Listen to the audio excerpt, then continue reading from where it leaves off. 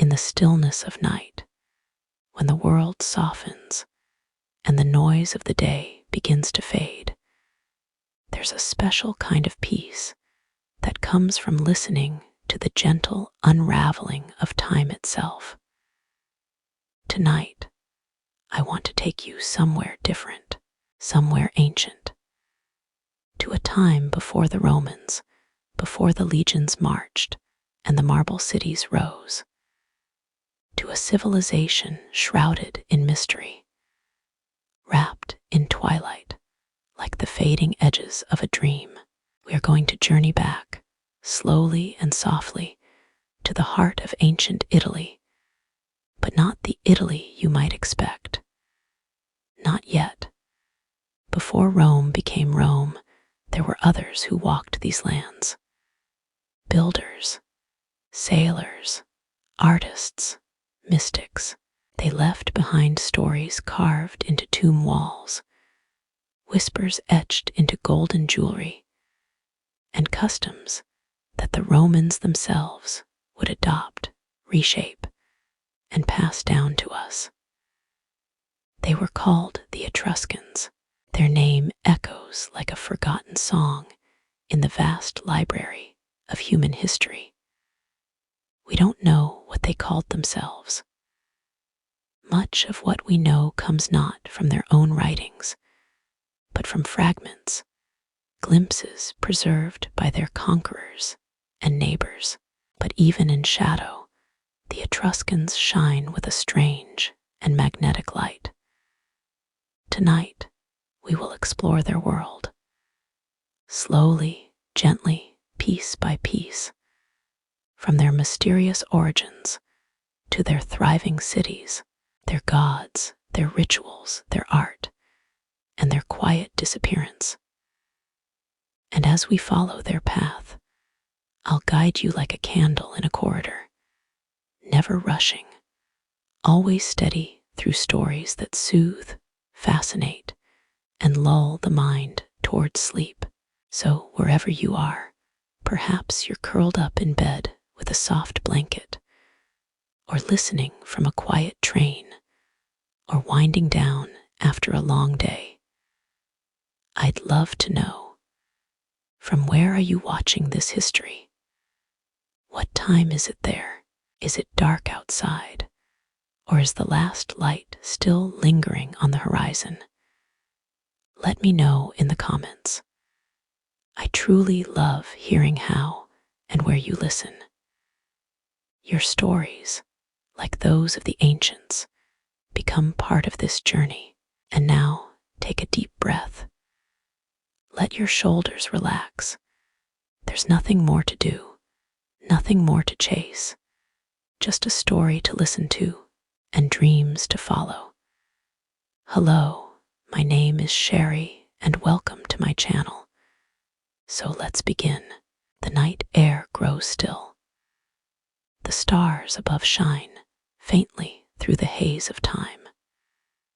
And somewhere, not far from the murmuring Tyrrhenian Sea, a gentle breeze moves through ancient hills where stories are buried beneath layers of earth and centuries. To find the beginning of the Etruscans, we must walk into a kind of twilight, a space between history and myth. The Romans, who would one day overshadow them, told their own tales. They said the Etruscans, or Tusci, as they called them, came from the east, from a land across the sea, led by a prince named Tyrrhenus. This version of the story, passed down by Roman historians like Livy and Tacitus, tells of a great famine in Lydia, a region in what is now Western Turkey, and of a noble people who set sail in search of a new home. The Greeks believed it too. They named these mysterious people the Tyrrhenoi, after the same prince. And to this day, the sea along western Italy bears his name, the Tyrrhenian Sea, a liquid memorial to a legend. But there is another version, quieter and closer to the soil. Modern archaeologists have uncovered signs that suggest the Etruscans may not have come from across the water at all. Their roots may go back much further, not to some foreign shore, but to the very land beneath their feet.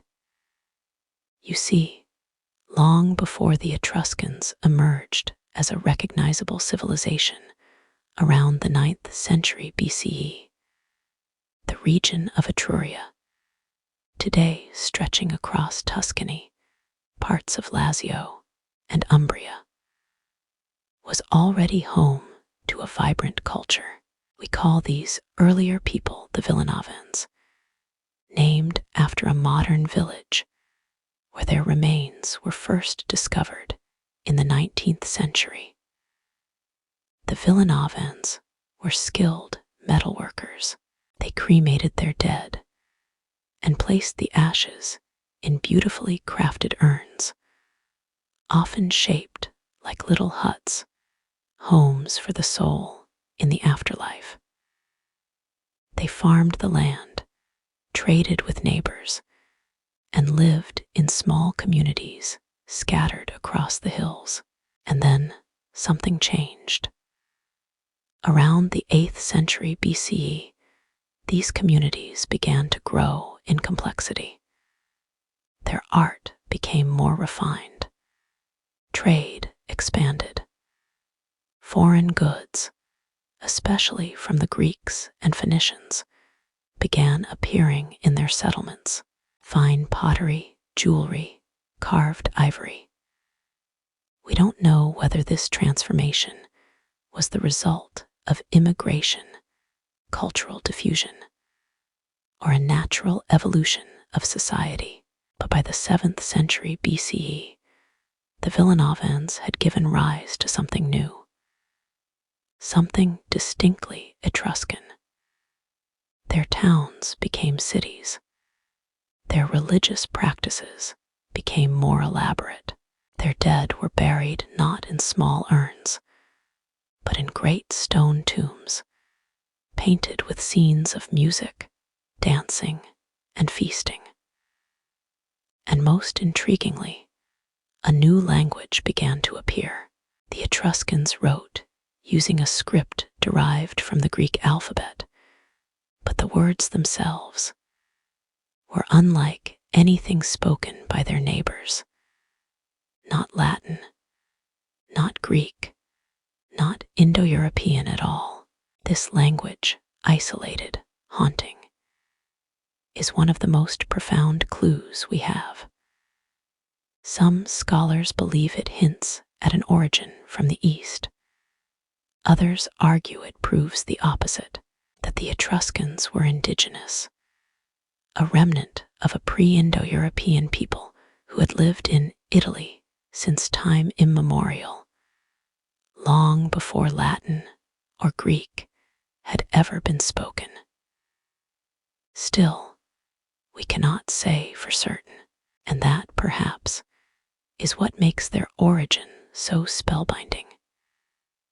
The Etruscans themselves left no creation myth.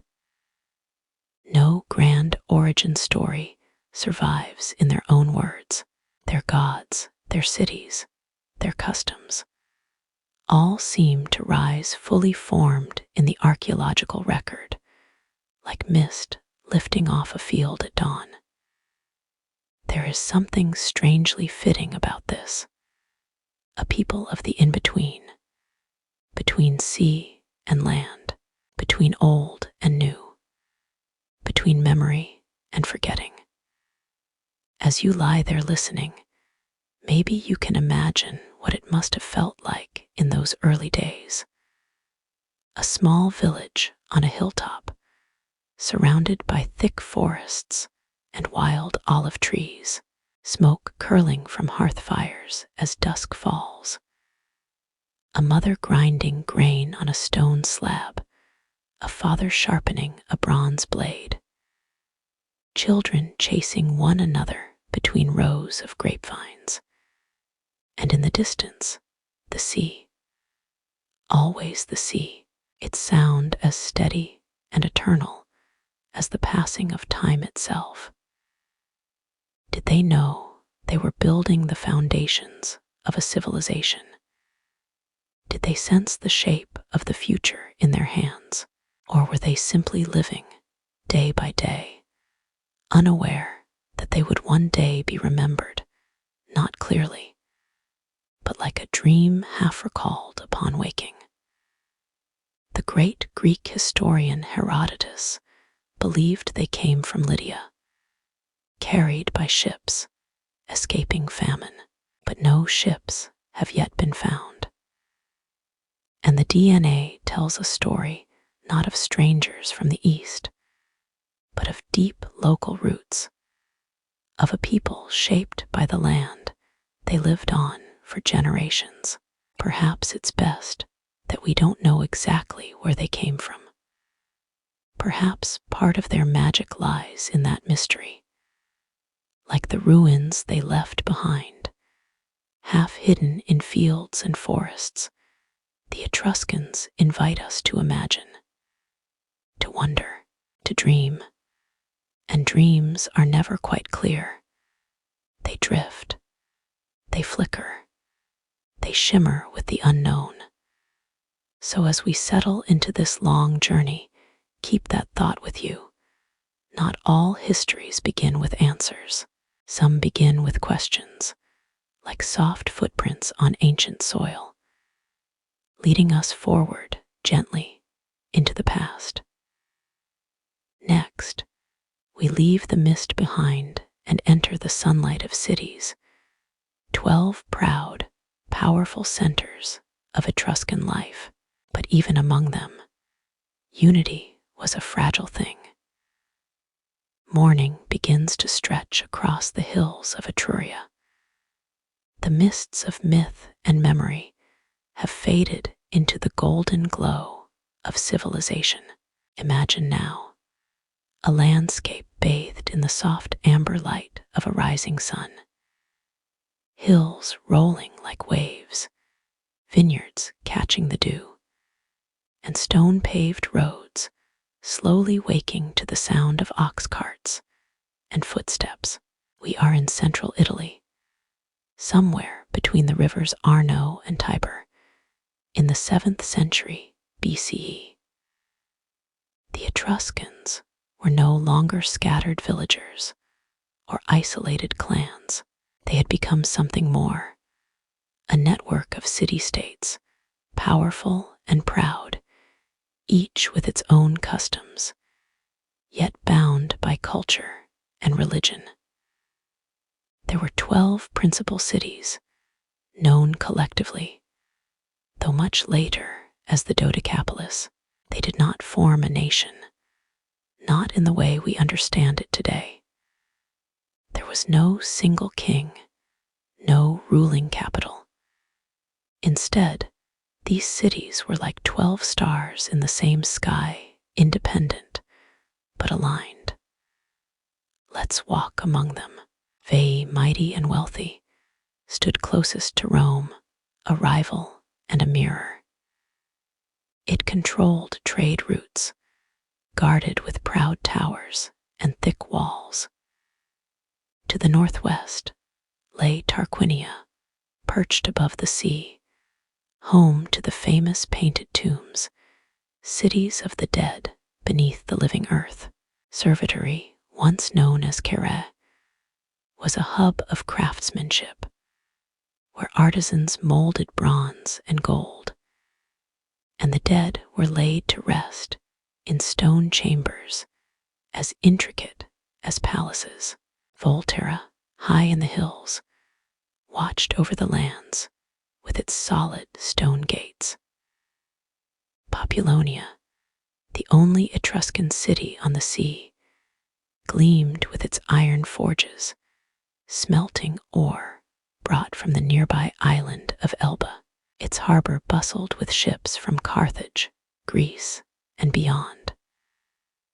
There was Clusium, later called Chiusi, a military stronghold where kings like Lars Porsena would one day make make history, and others Perusia, Arezzo, Volsae, Russili, Volsinae, Vecellionia, each with their own spirit, their own heartbeat. Each city ruled itself. Each had a lucumen, a kind of noble or king, chosen often from the aristocracy, not always hereditary. They led rituals, commanded troops, and ensured the will of the gods was followed. But none ruled all the others. Instead, once a year, the cities would send representatives to a sacred site known as the Phantom Voltumni, a holy grove, its exact location still unknown, though some believe it lay near modern-day Orvieto. There, under the shade of ancient oaks, they held religious councils, performed sacrifices, and perhaps debated matters of war and peace. But make no mistake, this was not an empire. It was a league, a delicate balance of cooperation and rivalry. Trade bound them together. Roads snaked between the cities, winding through hills, crossing rivers, connecting ports to inland towns. Goods moved freely: fine pottery, olive oil, grain, iron, bronze, and gold. Ideas moved too: religious symbols, artistic styles, even shared burial practices. And yet, each city remained fiercely proud of its independence. They competed in trade, in art, in grandeur. Temples were built to rival one another. The dead were buried with greater splendor, each generation adding to the silent contest of tombs. We can picture the scene of a festival day in one of these cities, say Tarquinia. The streets are alive with color. Women in embroidered robes and men with braided hair move through the stone-paved plazas. Musicians play flutes and lyres. Dancers spin, their movements imitating the sacred motions of the cosmos. Priests read omens from the flight of birds or the entrails of sacrificial animals. And the smell: sweet incense, roast meats, fresh herbs, mingles in the warm air. This was a culture where religion and governance were intertwined. The will of the gods was not separate from politics. It was politics.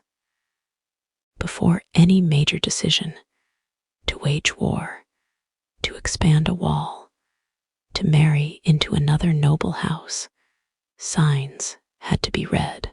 The skies had to speak. Even Rome, as it grew in power, would inherit this practice from the Etruscans: the reading of omens, the sacred ritual of auspices, the role of priests in public life. The Etruscans laid these spiritual foundations long before the Senate ever sat beneath its curule chairs. But peace between the cities was never guaranteed. Sometimes they allied, sometimes they fought. There were feuds, betrayals, shifting loyalties. Like siblings with too much pride, unity was always just out of reach. This disunity would, in time, cost them dearly. But for now, they flourished. From around 750 to 500 BCE, the Etruscan League was at its peak. Wealth flowed in from trade across the Mediterranean. Etruscan ships sailed as far as Gaul and Iberia. Carthaginian and Greek merchants docked in their harbors. Foreign dignitaries attended their festivals. Their art adorned villas from Naples to to Marseille. And yet, they remained enigmatic. They did not build towering empires like the Assyrians. They did not write epics like the Greeks. Their legacy was carved in stone and painted in tombs, indirect, quiet, resilient. Perhaps it was their closeness to the earth, to ritual, to death itself, that kept them grounded. Their cities were not only places for the living, they mirrored the underworld, with roads and gates aligned with cosmic principles. Life and death were not opposites, but reflections of one another. As night begins to fall once more in our tale, we step back from the bustle of the 12 cities and look down from a hilltop, as a traveler might. The land is quiet again. Fires burn in hearths. Temples glow with lamplight. Somewhere, a child listens to an elder tell the story of the gods, and the lucumen, and the stars that guide the harvest. The 12 cities stood as a constellation of human ambition, never quite united, never quite alone. And just beyond the city walls, stretching silently into the distance, are tombs. For the Etruscans, the journey did not end with life. In fact, some of their greatest architecture, their most enduring stories, lay beneath the earth. In the next part of our story, we descend into the world of the dead, where music still echoes on painted stone, and the afterlife is a banquet without end. Imagine waking up in an Etruscan home. The early light of dawn filters through a small opening in the roof, a rectangular space called the compluvium, open to the sky. It lets in air and sunlight, and also the occasional drop of rain. But beneath it, there is a basin, the impluvium, that catches the water, channeling it into a cistern beneath the house. Even the architecture is in harmony with nature. You stir on a woven mat laid over a wooden bed frame.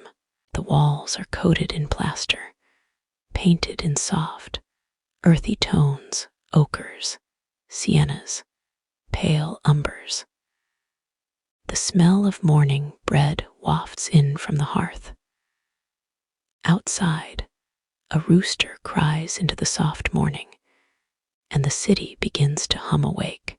Etruscan homes, like their people, were both practical and spiritual. Most were built of mud brick, timber, and terracotta tiles, resting atop stone foundations. The wealthier families, of course, had more complex villas with decorated courtyards and garden spaces, even running water in some cases. But at the core of all homes, rich or poor, was a sense of sacred rhythm. The hearth was not just a kitchen, it was the soul of the house, watched over by household spirits, the Lares and Penates. Fire was never merely fire. It was alive, ancient, and deserving of respect. Small offerings, a pinch of grain, a drop of oil, a murmured prayer, were given in the quiet hours of morning and night. The Etruscans had a word for the spirit of a place, genius loci. Every room, every threshold, every tree in the courtyard had its own presence, its own energy. You didn't just live in a house, you lived with it.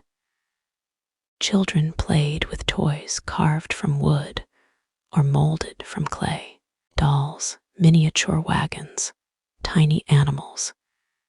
many of which have been found in tombs, so carefully placed, as if the child might wake and reach for them in another world. Daily life for the average Etruscan was deeply connected to the land. Outside the cities, farms flourished. The soil of Etruria was dark and rich, full of minerals, kissed by the sea breeze and nurtured by the sun. Grapevines crept over stone walls, and olive trees swayed in rows, their silver leaves whispering to the wind. Men and women worked these fields, though not always equally. And this is where the Etruscans once again surprise us. Unlike the Greeks, who often confined their women to the inner rooms of the house, and unlike early Romans, who cloaked their women in silence and shame, Etruscan women lived in the open. They dined with men at banquets. Their names appear on tomb inscriptions, not as someone's daughter or wife, but as individuals in their own right. They owned property, conducted business, even passed on noble lineage through the maternal line. In the domestic world, women ran the household with grace and authority. They managed servants, oversaw the kitchen, guided children, and performed the rituals that ensured harmony within the home. But life was not all labor and ritual. There was leisure, too, and beauty. The Etruscans loved music. Lyres, flutes, tambourines. These instruments were not reserved for temples or theaters. Music was part of life, in the home, during festivals, even at work in the fields. Workers sang as they pressed grapes, shepherds played pipes while tending sheep, and children learned rhythm before they learned letters. They also loved adornment. In the intimate corners of Etruscan homes, combs and mirrors lay on carved wooden tables. Gold earrings and fibulae, ornate brooches, hung from hooks. They bathed using perfumed oils. Even their toiletries were art. Etruscan bathrooms were modest, but in wealthier homes, they were surprisingly sophisticated, complete with drainage systems, ceramic basins, and occasionally tiled floors. Cleanliness was a form of respect, not just for oneself, but for the gods. We must not forget the kitchens. The diet of the Etruscans was rich and seasonal. Bread, made from barley and emmer wheat, was baked in domed clay ovens. Lentils and chickpeas stewed with onions and herbs.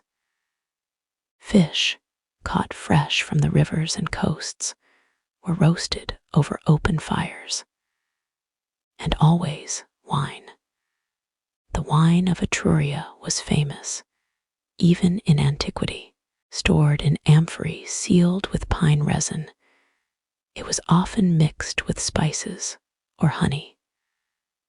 Not just for pleasure, wine was a ritual, an offering, a companion to conversation and contemplation. Evenings were quiet, soft. As the sun dipped behind the olive hills, families gathered in the main room. Lamps were lit, small clay vessels with a single flame. Shadows danced on the walls as stories were told. Myths, memories, and old family tales were passed down, voice to voice. And then silence. Etruscan homes were not loud places. They hummed, they whispered, but rarely shouted. The world outside, the noise of markets, the clamor of politics, stayed beyond the threshold. Inside, there was order, spirit, warmth. The Etruscans understood something we often forget, that a home is not just where we live, it is where we are shaped. Their homes were not built to impress, but to endure, and many did. Archaeologists today have uncovered the outlines of these ancient houses, hearths still blackened with soot, roof tiles still stacked where they fell, household items resting as if waiting for someone to return. There's a haunting intimacy in those discoveries. A broken loom weight, a child's cup, a spindle, a comb, small things left behind, whispering still. So as you lie there listening, in your own home, wherever it may be, perhaps you feel a quiet kinship, a thread woven across millennia, connecting your room to theirs. After all, what do we long for at the end of every day, if not peace, safety, and warmth? A space to be ourselves, a shelter for the soul. The Etruscans had it. They built it with earth and spirit alike, and just beyond the walls of every home, the tombs waited, not as grim reminders, but as mirrors built in the image of the living world, prepared for the journey beyond. Next, we leave the living for the dead, but in Etruria, the boundary was never cold. In the tombs of Tarquinia and Servitory, the past still sings. Let us walk softly now. We step beyond the warm hearths and golden vineyards of daily Etruscan life, beyond the courtyards and city walls, to the resting places of the ancestors. But this is not a grim or shadowed place. It is quiet, yes, solemn, but not mournful. The Etruscans did not fear death the way many later cultures would. To them, it was a continuation, a passage, a crossing from one existence into another, and so they built their tombs as homes. To visit an Etruscan necropolis, from the Greek meaning city of the dead, is to step into a parallel world, carved not above ground, but into the soft, volcanic earth of Etruria. Rolling hills conceal vast burial grounds, entire districts of the departed, with stone streets, domed chambers, and doors that look as though they might open at any moment. The most breathtaking of these are found in places like Tarquinia and Servitory. In Tarquinia, the tombs are painted. Yes, painted, and with astonishing life. You enter through a sloping stone corridor, perhaps lit by the flicker of a torch, and there, beneath the earth, the walls burst into color, reds, blues, ochres, and greens. There are dancers, frozen mid-motion, with arms raised and feet lifted. Musicians with curved flutes and cymbals fill the air with imagined sound. Banqueters recline on couches, raising cups to the viewer as if inviting you to join. These are not scenes of grief. They are celebrations.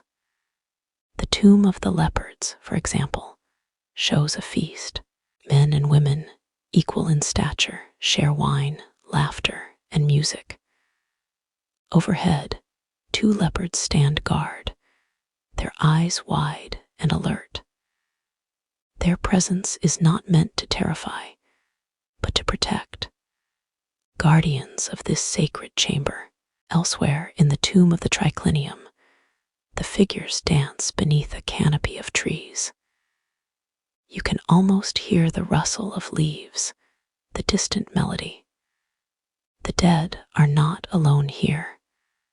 They are accompanied, honored, remembered. What does it say about a people that they prepared such beauty for death? To the Etruscans, the soul, or perhaps something more diffuse and less defined, continued on. The tomb was a house for that journey.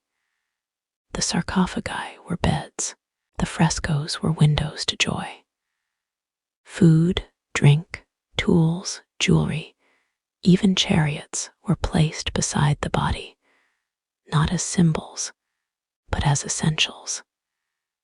In servitory, the tombs take a different form. Here, the necropolis resembles a city, with streets and plazas. The tombs are carved from stone and shaped like huts or circular domes, tumuli, often with multiple rooms inside. The ceilings mimic wooden beams, and the walls are smooth and cool to the touch. The tomb of the reliefs is among the most remarkable. Walk into this tomb, and you'll find the tools of life carved into the stone around you. Shields, swords, helmets, kitchen utensils, even a dog leash and pillow, all lovingly sculpted in low relief. It's as if the family that lies here might rise again at any moment and pick up their work, their joy, their daily rhythm. These spaces were not secretive or hidden. Etruscans regularly visited their tombs. The necropolis was not abandoned. It was part of life. Families gathered to honor the ancestors.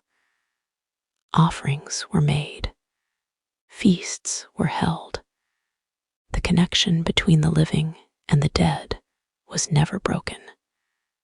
There's something deeply moving in this. In many cultures, death is pushed aside, out of sight, out of thought. But the Etruscans embraced it. They included it, not with fear, but with respect, with care. Even the journey into the underworld in their mythology was guided by beings called Charu and Vanth. Charu, sometimes with the face of a bird or a terrifying grin, wielded a hammer. Vanth, the winged spirit, often held torches to light the way. But even these figures, though strange, were not evil. They were guides, not judges, and so the dead were not punished. They were accompanied. Rome would later adopt and reshape many of these ideas. The concept of ancestor worship, the rituals of burial, even the layout of Roman tombs shows clear echoes of Etruscan form. But where Rome turned toward order and law, the Etruscans remained intimate, spiritual, deeply connected to nature and the mystery beyond. Sometimes, late at night, when the winds move across the Etruscan countryside, archaeologists say you can hear the whisper of trees above the ancient tombs, as though the past is still breathing beneath the soil. Many of these necropolises were forgotten for centuries, covered by earth, hidden beneath farms and fields. It was not until the 19th and 20th centuries that they were rediscovered, some by accident, others through deliberate excavation. Imagine the moment when a shaft of sunlight first fell upon the painted walls of Tarquinia after more than 2,000 years of darkness. When fresh air rushed in and dust particles danced in the beam, illuminating colors still vibrant, still alive. It is said that one archaeologist upon uncovering the tomb of the triclinium, sat down and wept. Not from sadness, but from awe, as if he had interrupted a sacred silence, stepped into a memory not meant to be disturbed. We tread carefully in these places. The Etruscans teach us not only how to bury the dead, but how to remember them with dignity, with beauty, with celebration. Their tombs are not ends, but portals, doorways that lead us backward and forward at once into the mystery of existence. So tonight, as you rest, imagine yourself not in a graveyard, but in a house beneath the hills, where music lingers and the walls tell stories, where those who came before us are not gone, but waiting peacefully, patiently, for the next song, the next visitor, the next breath of spring wind. In the next chapter, we return above ground to meet the Etruscan women, whose presence in public life defied their time, and whose names echo still through stone and story, beneath the same Tuscan sun that warmed fields and temples. Walked women whose lives, for their time, were extraordinary, not extraordinary in legend or conquest, but in presence, in visibility, in autonomy. To look into the lives of Etruscan women is to glance into a world that almost feels like a mirage, a shimmer in ancient history where the rules, especially for women, were different, almost reversed. We must be gentle as we enter this part of the story.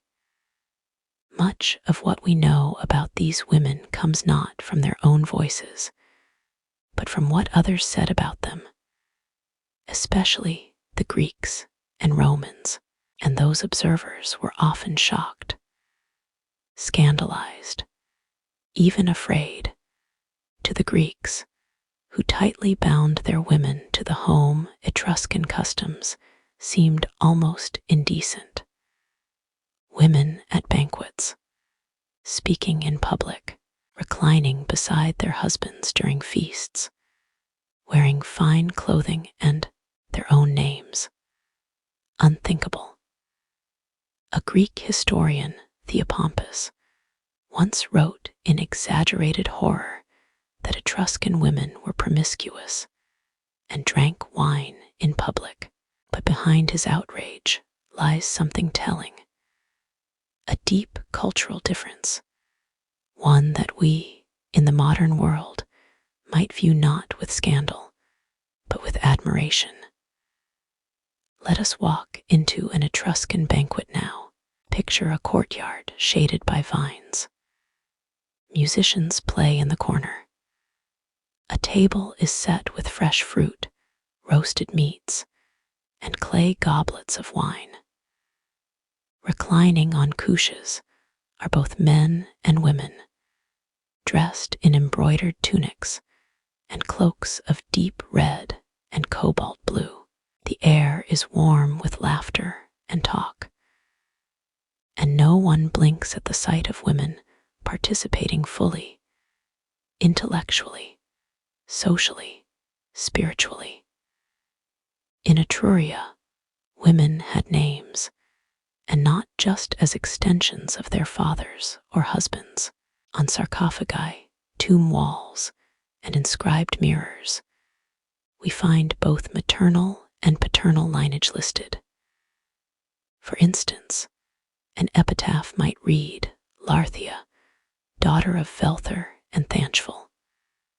Her mother's name was not erased, it was honored, and when we peer closer at the carved faces atop sarcophagi, especially those found in the city of Chiusi, we see couples reclining together in eternal rest. The man and the woman lie side by side, smiling gently, as if caught mid-conversation. The woman's arm rests confidently on the man's shoulder.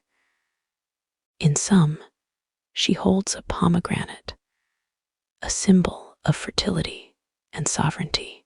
These are not passive figures. These are women of presence. They likely managed estates, oversaw households, and were educated enough to read and write. Some scholars believe Etruscan women may have even held political influence, though direct evidence is scarce. What we do know is that their role was not confined to private silence. They attended funerals and festivals, their likenesses etched in detail onto tomb walls, not as decorative companions, but as individuals, often labeled by name. In the tomb of the triclinium, a woman dances freely, her robes flowing, her feet light. She is not background, she is the focus. And the jewelry they wore, it speaks volumes. Etruscan goldsmiths were among the finest in the ancient world. Delicate granulation, intricate filigree, tiny beads no thicker than a hair, all fused into earrings, necklaces, brooches, and diadems. These were not only signs of wealth, but of identity. Many of these pieces were personalized, possibly passed down through generations of women. Inside certain tombs, archaeologists have found mirrors, beautifully polished bronze, often engraved on the back with mythological scenes. These were not simply tools of vanity. They were objects of reflection, both literal and symbolic. One might imagine an Etruscan woman holding such a mirror, not just to arrange her hair, but to meditate on stories, on the self, on time. Religion, too, offered them a place of importance. While male priests and augurs are frequently mentioned, there is evidence that women participated in ritual life, especially within the domestic sphere. They likely tended the family shrines, kept the hearth fire burning a sacred duty, and guided younger generations in spiritual traditions. And yet, their power was quiet, not militaristic, not authoritarian. It was rooted in dignity, in visibility, and in a certain unspoken equality. When Rome rose and gradually absorbed Etruscan cities, this balance shifted. Roman society, though it inherited many Etruscan practices, was far more rigid in its gender norms. Roman women, especially in early periods, could not vote, rarely owned property independently, and were largely kept in the background of public life.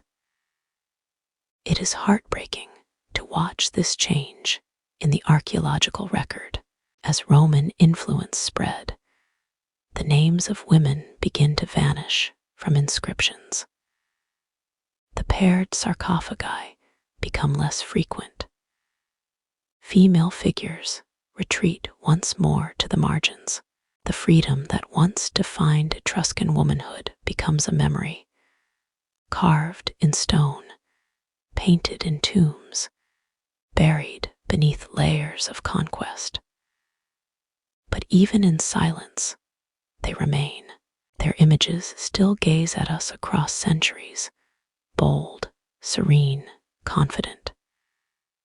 Their names, half erased by time, still echo in the quiet corners of museums and dig sites. And perhaps, tonight, as you listen, you can picture one of them. She stands at the edge of her courtyard, watching the light fade. Her robe is folded neatly, her hair braided and adorned with a pin shaped like a crescent moon. She hears the laughter of her children, the bark of a dog, the low murmur of distant flute music. She is at peace. She is respected. She is known. She is Etruscan. And she is not forgotten. In our next chapter, we turn from the mortal to the divine, to gods who ruled sky, earth, and underworld, and to rituals that shaped both private life and the destiny of cities. Close your eyes now and imagine a morning in ancient Etruria. The mist clings to the low hills, and the scent of damp earth and laurel leaves drifts through the air. A priest stands in a quiet field, head tilted skyward. He wears a simple tunic, a purple striped cloak, and in his hand, a crooked staff made of sacred wood. Suddenly, a bird cuts across the sky. He watches it, follows it with trained eyes. It is not just a bird to him, it is a message. To understand the Etruscans is to understand that everything was sacred. Every lightning strike, every rustling of oak leaves, every entrail of a sacrificed sheep. Life was not random, it was written, and their task was to read it. Their world was saturated with gods, not distant, aloof gods, but beings intimately tied to earth and sky, thunder and harvest, love and death. Some were terrifying, some were gentle, but all were present.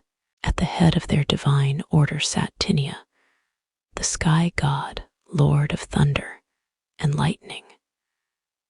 Not unlike Zeus or Jupiter, yet distinct in essence.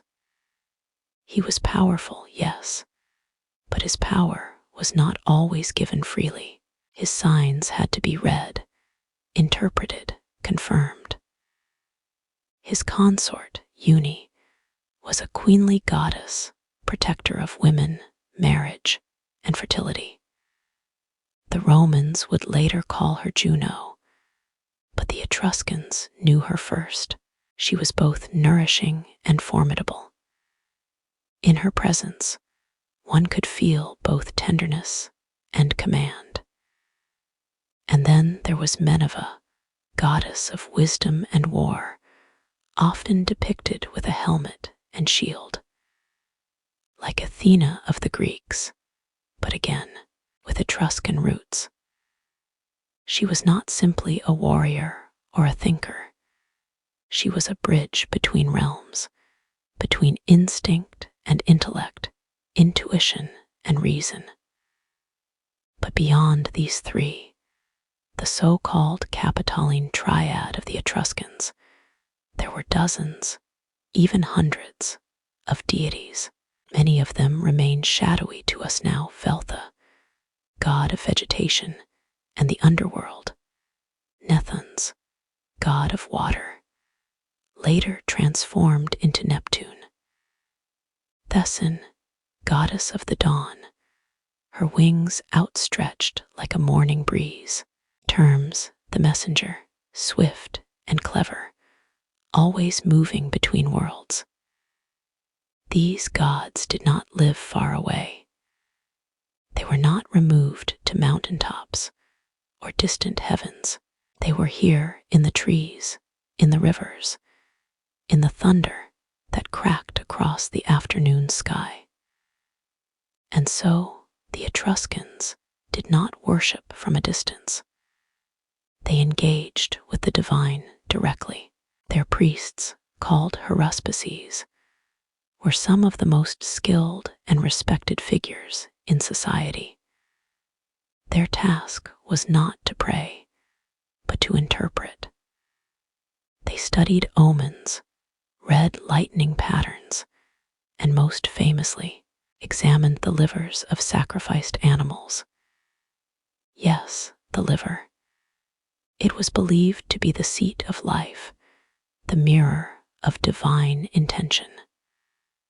A priest would examine its shape, its markings, its texture, and from it discern the will of the gods. In fact, one of the most fascinating Etruscan artifacts ever discovered is a bronze model of a sheep's liver, divided into sections, each marked with the name of a god. It is thought to have been a teaching tool for young priests, a celestial map rendered in organ and bronze. Romans later adopted this very practice.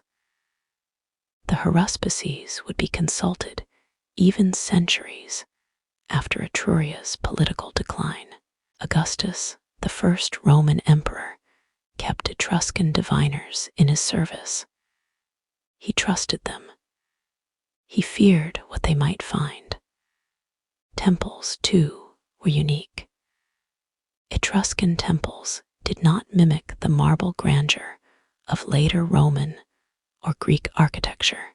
They were typically built of wood and terracotta, perched on tall podiums with wide front porches and deep overhanging roofs. Only the front columns were emphasized, inviting visitors inward, not around. Inside, offerings were made: cakes, wine, small figurines, incense. There were no pews, no sermons. Worship was transactional and intimate. You gave, you asked. You thanked, you waited. And sometimes, you simply listened. The most sacred rituals were held in natural spaces, groves, springs, mountaintops. To the Etruscans, nature was not just a creation of the gods. It was the divine. Trees could be holy. Stones could speak. Waters could remember. This intimate, living spirituality wove itself into every thread of Etruscan life. Marriages were arranged under divine guidance. Children were named after omens. Wars were begun or halted based on the reading of the stars or the intestines of a goose. Even city planning followed sacred principles. Streets aligned to cardinal directions, temples built on high ground, tombs carved to reflect celestial paths. And through it all, balance. The Etruscans believed in a cosmic order, a harmony between mortal and divine, between past and future. They had a word for it: Rita, sacred law, the rhythm of the universe. To go against Rita was to invite chaos, and so caution ruled. Even kings, Lucumones, governed with constant recourse to the divine. Power in Etruria was never absolute. It was always borrowed, always conditional, and yet, in this deep reverence, there was no fatalism. Etruscan religion was not about fear, but alignment. It taught people to live attentively, to signs, to seasons, to the murmurings of the invisible. So as you rest tonight, think of this: that in the ancient hills of Tuscany, people once lived their days not in a hurry, but in quiet observance. They looked for meaning in clouds, in leaves, in the flight of cranes. They saw the divine not in cataclysm, but in presence. Their gods did not demand temples of gold or armies of followers. They asked only to be seen, and perhaps in some hidden grove, beneath a canopy of old oaks, their presence still lingers, quiet, patient, eternal. Next, we listen to voices on the edge of silence, to the written word, and to the language of the Etruscans themselves, which still refuses to be forgotten. There is a kind of sadness in a lost language. It's not just about forgotten words. It's about stories never told again, names no longer spoken, ideas trapped in silence. The Etruscans, for all their temples, their tombs, their art, left behind no literature, no grand epics, no philosophical treatises, no preserved books. What remains of their voice is scattered: inscriptions on tombs, brief labels on mirrors and vases, dedications to gods, a few long ceremonial texts, phrases carved into stone, into bronze, into clay, like whispers preserved in amber. And yet, what we do have is enough to know that their language was not just real. It was deeply alive. It was spoken in homes and marketplaces. It was sung in rituals and murmured during funerals. It was etched with care into burial urns and temple offerings. And then, sometime between the 1st century BCE and the 1st century CE, it went silent, gone not with a bang, but with a hush. Let us step gently now into that quiet. A language like no other, the Etruscan language, is unlike Latin, unlike Greek, unlike any major language spoken in Europe today. It is a non-Indo-European language, with no clear relatives in the region, a linguistic island in a sea of Indo-European tongues. To a Roman ear, Etruscan sounded foreign, strange, rhythmic, a little eerie. Roman writers preserved some Etruscan words, mostly religious ones, but they admitted, even then, that many of the meanings were already slipping away. What makes the mystery deeper is that the Etruscans wrote in a script we can read. It's based on the early Greek alphabet, adapted by Etruscan scribes in the 8th century BCE. If you saw an Etruscan inscription today, you could probably sound it out letter by letter. But that doesn't mean you'd understand it. We can pronounce the words, but we don't know what most of them mean. This is what scholars call a semi-deciphered language, like a locked diary with a clear font, but no key. Still, we have some fragments of clarity. We know their numbers, from 1 to 10. We know the word avils means years, as in someone who died at a certain age. We know that clan means son or child. Larth, Arnth, Thana, these were common names. We recognize repeated endings that suggest gender, case, or tense. We even have a few longer texts, including the Liber Linteus, the Linen Book, the longest surviving Etruscan writing, preserved not in Italy, but in Egypt. Yes, Egypt. In one of history's most remarkable twists, the linen strips used to wrap an Egyptian mummy turned out to be recycled Etruscan scripture, likely a funerary calendar or ritual text. The mummy now lies in a museum in Zagreb, Croatia.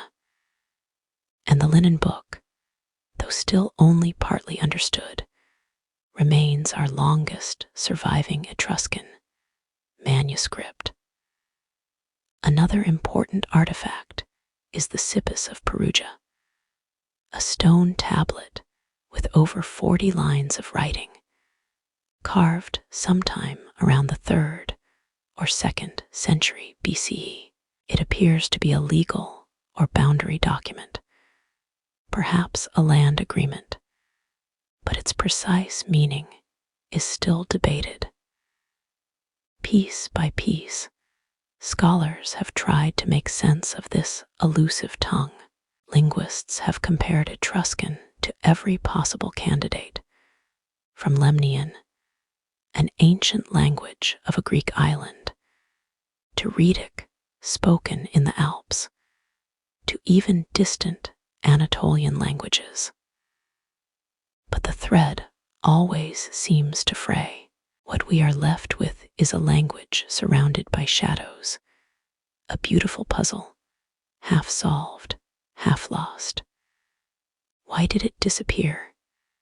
The answer lies not in language alone, but in empire. As Rome expanded, it absorbed Etruscan cities, customs, and ultimately identities.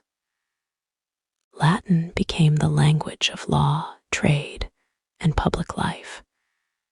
To be Roman was to speak Latin. And so, generation by generation, Etruscan faded. First, it vanished from the cities, then from the countryside, and finally from the tongue itself. There were likely Etruscan speakers alive during the days of Julius Caesar, perhaps even beyond. But by then, they were relics of a past already being forgotten, unlike the Greeks, who preserved their myths and dramas in vast libraries, or the Hebrews, who guarded sacred texts with reverence. The Etruscans had no centralized literary tradition. Their writings, it seems, were functional, legal, religious, commemorative, not narrative. And so, when the last speaker passed, so too did the last living reader. But something remains even in silence. The Etruscan voice lingers. It lingers in the names of people, of places. Tarquinius, the Etruscan king of Rome. Volterra, Perugia, Servitory, modern towns still bearing ancient names. It lingers in Roman religion, so much of which was inherited from Etruscan rituals and preserved in Latin under new names. And it lingers in the very idea that a people can speak across time, even when their words are no longer understood. Imagine, for a moment, finding a small clay tablet. It's inscribed with Etruscan script, curved and deliberate. You hold it in your hands, knowing it was touched 2,000 years ago. You can't read it, not really, but you know what it meant to someone. A dedication, a memory, a name, and that is enough. Tonight, as you listen, consider your own language, the words you speak, the names you know, the phrases that comfort you. Language is more than communication. It is identity, memory, culture. It shapes how we love, how we think, even how we dream. And so, in the hush of night, let us pause and honor the vanished voice of the Etruscans, not as a failure of memory, but as a testament to how fragile and beautiful it is to be human, to speak, to be heard, to one day be forgotten and still be remembered. In the next part of our story, we turn from words to images, to the gold, bronze, and painted treasures that told stories where words could not. Picture a narrow room carved into the rock of a hillside. Light barely touches its stone walls. But in the center, resting in shadows, lies a delicate necklace, gold, curled like a sleeping serpent, its surface dotted with grains so fine, so perfect, they seem dusted on by magic. This is not a treasure hoarded by kings or stolen in war. It is a gift laid with care beside the body of a woman, perhaps a noble, perhaps simply beloved. She wears no crown, but her jewelry sings. The Etruscans were not conquerors of empires. They did not write epic sagas or build cities to rival Rome in size. But what they did craft, they crafted with a grace, intimacy, and emotion that still stirs the soul. They were artists of feeling. The hands that shaped gold, the Etruscans, were master goldsmiths. That is not poetry, but fact. From as early as the 7th century BCE, they had already perfected the technique of granulation, the fusing of tiny gold beads onto metal surfaces without any visible solder. Even today, modern jewelers marvel at how precisely, how patiently Etruscan artisans worked. Under their hands, gold became light, movement, life, spirals, leaves, insects, dancers, mythical beasts, necklaces with interlocking chains, so fine they move like silk, earrings shaped like amphorae and lions, hairpins with miniature goddesses perched at their tips. Each piece tells a story, not just of beauty, but of belief. Gold, for the Etruscans, was not mere decoration. It was protection, status, and communication. Jewelry was buried with the dead to guide them, adorn them, honor them. Rings bore inscriptions. Bracelets were shaped with care to fit the living and the afterlife. There is something achingly tender about it. They didn't make for museums. They made for memory, bronze that moves like flesh. If gold was their whisper, bronze was their voice. The Etruscans were bronze workers of extraordinary talent. Their statues, mirrors, and ceremonial objects were often cast with detail, so subtle you could mistake them for living. Take the chimera of Arezzo. Discovered in 1553 during roadwork in Tuscany, this bronze sculpture dates to the 5th century BCE. It depicts a mythological beast, lion, goat, serpent caught mid-roar, its body tense with motion, every muscle alive. Its surface gleams with the green patina of centuries, but the emotion it radiates, that has never dulled. It was likely an offering to the gods, a sacred symbol of chaos and power. But look closer, not just at its fangs, but at its eyes. There is something deeply human in that gaze. Another treasure, the bronze mirrors. Yes, mirrors, but not for vanity. These were storytelling tools, their backs engraved with scenes from myth, love, and daily life. Goddesses bathing, lovers parting, heroes deciding. To hold one is to hold a moment, paused in metal, suspended forever. Painted tombs, painted lives. Now let's step into a different kind of gallery. One carved underground. The Etruscans did not paint grand public murals or colonnades. Their art lived in tombs, secret, sacred spaces made for the dead and for the living who remembered them. The tomb of the leopards in Tarquinia is one of the most famous. Its walls are not somber, but joyful. Banquet scenes unfold in vibrant color. Dancers twist mid-step.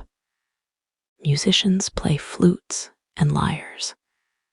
Figures raise cups in celebration. This is not mourning. This is life, remembered at its most vivid. Why paint such scenes for the dead? Because the Etruscans believed that death was not an end, but a passage.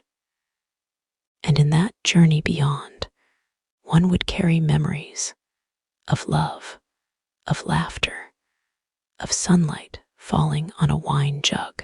These tomb paintings, many of which still retain their color, offer a glimpse not just into ritual, but into emotion.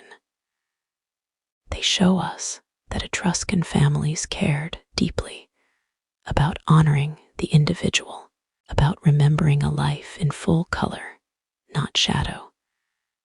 There are scenes of lovers embracing, of warriors riding, of mothers holding children. This was not art for the state or the gods. It was art for the soul, the Etruscan aesthetic.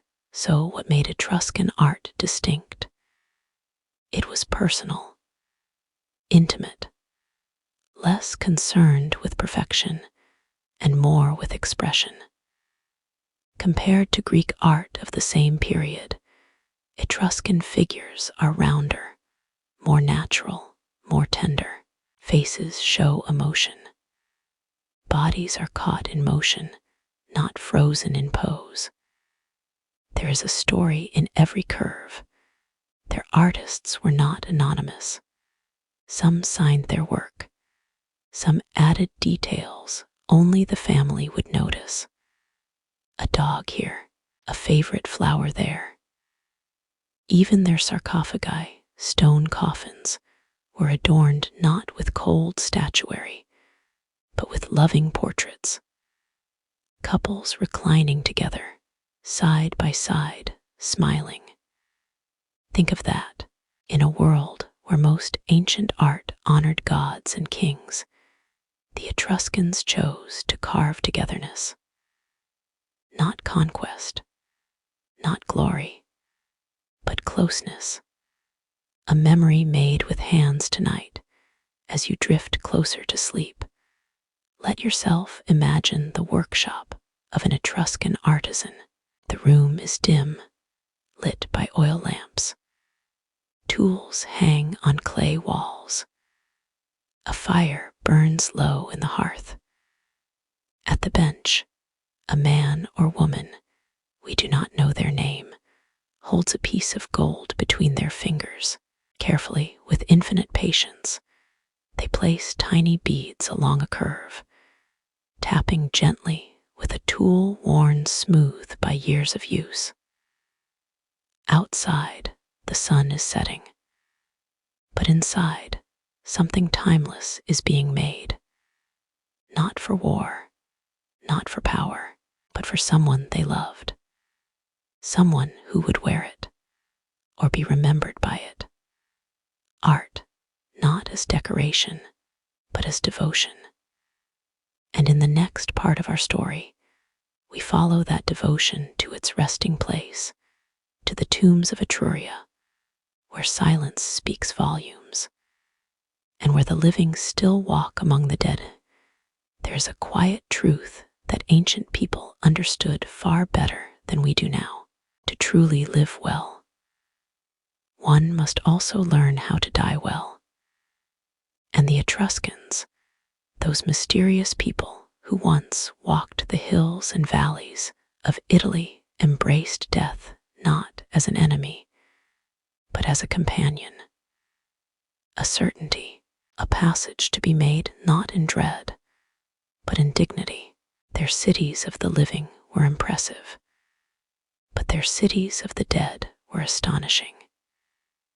Even now, the tombs they left behind are among the most remarkable in all of ancient Europe. Entire necropolises, sprawling, stone-carved cities where families were laid to rest, not in isolation, but in eternal company. Let us walk now through those cities. Let us listen. Streets of the departed outside modern-day servitory, once known as Kere, lies the Banditaxia necropolis, a place that is more than a cemetery. It is a city in miniature, laid out in a grid, lined with low stone walls, dotted with round mounds called tumuli. Here, the tombs are not pits or chambers, but full houses carved into the earth, complete with doorways, halls, beds, benches, even ceiling beams, all carved from living rock. It is said that in these places, the dead continued their lives, eating, resting, being remembered. The tombs were not meant to trap the soul, but to house it. The Banditaxia necropolis stretches across hundreds of acres, and though time has softened its stones and weathered its facades, there is a strange warmth to it. You can walk its pathways, you can duck through its doors, and you realize this wasn't a place of sorrow. It was a place of connection, the journey beyond to the Etruscans. Death was not an end. It was a journey, and just like any great journey, it required preparation. The body was laid on a stone bed. Offerings were placed nearby, cups, bowls, jewelry, sometimes food. These weren't just rituals. They were provisions for the afterlife. Above the deceased, painted on the walls or carved in relief, scenes of what awaited them: banquets, games, music, companionship. Not judgment, not fire or punishment, but continuity. And yet, the Etruscans were not naive. They knew death had its shadows. In some tombs, we see winged figures, part human, part divine, guiding the dead. These are not angels, but psychopomps, soul bearers. Some are gentle, others more grim, but all represent the same idea: you will not walk alone. Tombs of the elite, tombs of the family. Some Etruscan tombs were built for the wealthy, vast chambers carved deep into cliffs, with sculpted beds, columns, and paintings that echo with color even now. One of the most famous is the Tomb of the Reliefs, found at Servitory. Enter it, and you'll see a room not just built, but furnished. Every wall adorned with carved household items, swords, shields, cups, tools, even a dog curled beneath a bed. Why? Because the Etruscans believed the dead would need these things. That death was not a place of absence, but of presence, of continuing life in some other form. The Tomb of the Reliefs was made for a single family, the Matunas clan, their name carved into stone, enduring across centuries. Inside, as many as 30 people may have been buried together over generations. Imagine that, a room not of grief, but of gathering. Grandparents, parents, children reunited in stone. Burial urns and ashes. Earlier in Etruscan history, cremation was more common than inhumation. Ashes were stored in cinerary urns, often shaped like houses, with roofs, doors, even tiny windows. These house-shaped urns weren't just containers. They were symbols of shelter, a final home for the soul. Others were sculpted with human heads atop the lids, sometimes with painted faces, stylized, but familiar, personal. Later, as burial practices shifted toward inhumation, these urns evolved into something even more elaborate, sarcophagi. And here, the Etruscans did something truly remarkable. They didn't just place a name. They carved an image. The embrace of stone, perhaps the most iconic image in all Etruscan art, is the sarcophagus of the spouses, housed in Rome's Villa Giulia Museum. It shows a man and a woman reclining together on a couch, the traditional pose for feasting. Their eyes are almond-shaped, their smiles faint, knowing, their arms intertwined. They are not in mourning, they are alive, captured mid-conversation, mid-laughter, and they are together. This wasn't decoration. This was philosophy. This was love made eternal. The Etruscans believed in honoring the individual, yes, but also the bonds between individuals. In a world that often prized the hero or the conqueror, they chose to carve connection into their tombs. Couples, families, names remembered not alone, but side by side. The echoes we leave behind, what does it say about a people? That they carved entire homes for the dead, that they painted joy on the walls of tombs, that they buried their loved ones with everything they might need for a second life. It tells us that the Etruscans were not obsessed with death, but devoted to memory. They knew, better than most, that to be remembered is a kind of immortality. And so they built cities where memory could live, cities where the silence of stone speaks louder than the noise of time. Tonight, as you rest, imagine your name carved gently into warm stone, not for fame, not for glory, but because you were loved, because your life meant something to someone, because even in silence, you are still part of the story. And in the next chapter of our journey, we explore the sacred, the priests, gods, omens, and rituals that shaped the Etruscan soul. Step quietly, for we now enter the realm of faith. There is a kind of hush that settles when the sacred is near. It is not fear, not awe, but stillness, a waiting, a quiet respect for powers unseen. The Etruscans understood this. Their world was not split between the divine and the mortal. It was woven together, sky to soil, bone to star. To live was to exist within the will of the gods, and to die was to return to their care. But the divine was not mysterious to them. It was readable if one had the knowledge, the patience, and the trust. Their religion wasn't built of temples and thunder. It was built of signs. Let us follow those signs now, into a world where every flash of lightning, every flight of birds, every ripple on the liver of a sacrificed animal was a message from above.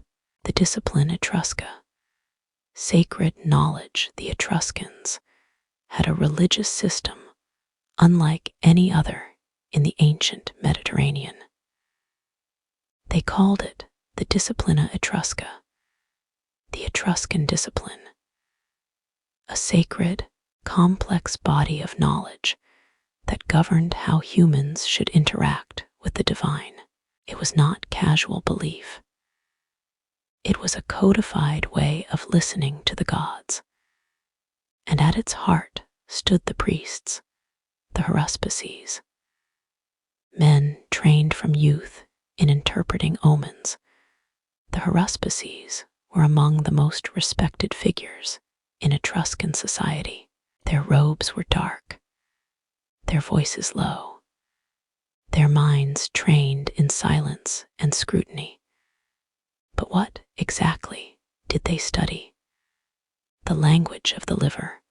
One of the most remarkable Etruscan practices was haruspicy, the reading of animal entrails, especially the liver of a sacrificed sheep. To us, this might seem strange, but to the Etruscans, the liver was a map, a mirror of the cosmos. They believed each section of the liver corresponded to a deity, a direction, a domain of fate. A priest would examine its surface for marks, discoloration, shape, and from these, draw divine meaning. We know this because of an extraordinary artifact, the liver of Piacenza, discovered in 1877. This bronze model of a sheep's liver is engraved with names of Etruscan gods, divided into sections. It was likely a teaching tool, a kind of theological compass. Imagine a young priest in training, fingers hovering over its surface, reciting names in a forgotten tongue. Tinia, Uni, Nethans, Voltumna, each one a force, a presence, watching the sky. But the gods did not only speak through the body, they wrote their signs across the sky. The Etruscans were famed across the ancient world for their expertise in divination, by lightning and augury, the reading of bird flight. If lightning struck from the north, it meant one thing, from the west, another. If birds flew in formation, or scattered, or cried a certain call, all had meaning. The templum, a sacred division of the sky into sectors, allowed priests to chart the heavens like a divine map.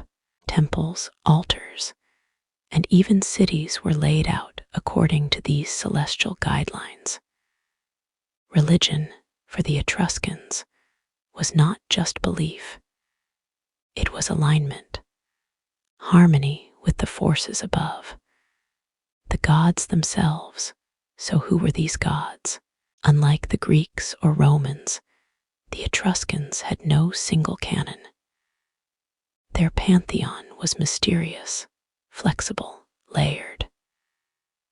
At its highest tier was Tinia, the sky god, wielder of thunderbolts, not unlike Zeus, but more withdrawn, more abstract.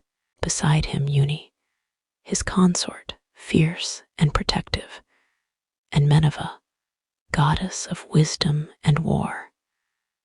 But these were only the beginning. Dozens more spirits, deities, and personified forces populated their cosmos. Some we know by name: Tyran, goddess of love and beauty; Ada, god of the underworld; Nethans, god of waters. Others are whispers. We have their names carved into votive offerings, scratched onto mirrors, invoked in funeral rites, but their stories have faded, their faces lost. Yet still, their presence remains. Rituals of life and death, religious practice, was part of everyday life. Families might leave offerings in sacred groves, bowls of wine, figs, honey. Couples might dedicate a statue or inscribed mirror to a god who granted a child. farmers would pause to read the flight of birds before planting. But the grandest rituals occurred in temples and ritual centers, often on high ground, close to the sky. Temples were built from wood and terracotta, rich with color, adorned with sculptures of gods and mythic beasts. Unlike Greek temples, Etruscan sanctuaries had deep porches and were entered only by priests. The divine was not for display, it was to be respected. Sacrifices, both animal and symbolic, were common, not out of cruelty, but as a way to maintain pax deorum, the peace with the gods. Even funerals had religious weight. The soul's journey required rites, guidance, sacred words. It was not superstition. It was sacred order. Prophets and portents. And then there is a name shrouded in legend, but echoed through Roman texts. Tags, a childlike prophet, said to have risen from the furrowed earth while a farmer plowed his field. He spoke with the wisdom of the gods, revealing the laws of the Disciplina Etrusca. His words were written down and became the foundation of Etruscan religious practice. He was not feared, but revered. A messenger. Whether myth or memory, tags represent something central to Etruscan belief. The earth speaks if we listen. Faith fading into memory when the Romans absorbed Etruria. They also absorbed much of its religious system. Haruspices were consulted by Roman generals and emperors. Roman augurs inherited Etruscan methods. Even Roman temple architecture owes much to its Etruscan predecessors. But over time, the language was lost. The meanings grew faint. The gods fell silent or were renamed. And yet, there is a peace in knowing the stars once spoke, that lightning once carried messages, that even a bird in flight or a liver's curve might reveal the voice of a god. Tonight, as you drift to sleep, imagine lying beneath the wide Etruscan sky. Stars glitter above. The hush of the earth surrounds you. Somewhere nearby, a priest reads the wind. A child whispers a prayer to an old, forgotten name. And the heavens, patient, eternal, listen in return. Next, we journey into the very fabric of Etruscan life, the families, customs, and daily rhythms that gave shape to their world. Come quietly. We are entering the heart of the home. It's easy, sometimes, to think of ancient peoples as shadows, distant, lost behind stone ruins and fragments of pottery. But close your eyes now. Breathe and listen. You'll hear the soft crackle of firewood in the hearth, a child's laugh echoing in a courtyard, the scrape of a bronze pan, the murmur of morning prayers, the rhythm of a loom tapping in the hands of an old mother spinning wool. This is where real history lives, not in battles or tombs, but in the spaces where life unfolded. The Etruscans were no different. Though their gods watched from above, and their tombs echoed with eternity, their daily lives were rich, complex, and deeply human. Let us now visit their homes and feel the warmth still lingering there. The Etruscan home in cities like Tarquinia, Veii, and Volterra Etruscan homes were built with sun-dried mud bricks, timber frames, and tiled roofs of terracotta. They were not grand palaces, but neither were they crude huts. The layout was simple, yet elegant.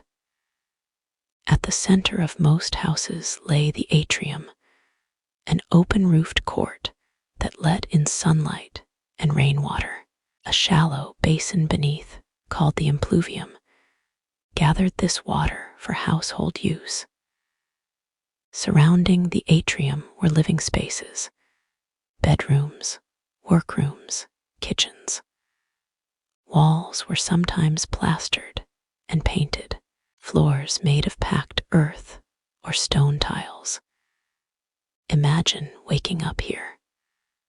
Early morning light streaming through the open roof, the scent of last night's fire still lingering.